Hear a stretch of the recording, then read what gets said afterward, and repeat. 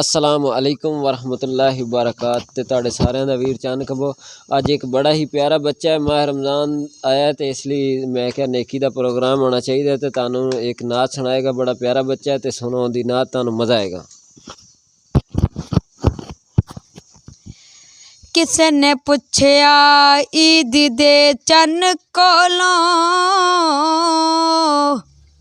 बई तेनू भी किसे ईद कराइए।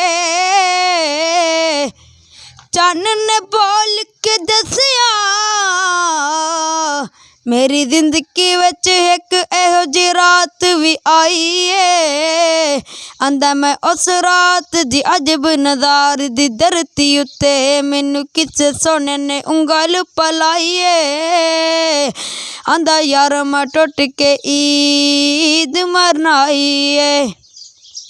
माँ आमिना दा जोलाले सारी दुनिया चो बेमिसाले। माँ आमिना दा जोलाले सारी दुनिया चो बेमिसाले। गल मुकद्दरा दिक्की सुनावा, गल मुकद्दरा दिक्की सुनावा, आखे गली मां मैं वार जावा। सोना मुखड़ा ते सोनी चाले सारी दुनिया चो बेमिसाले। माँ आमिना दा जोलाले सारी दुनिया चो बेमिसाले।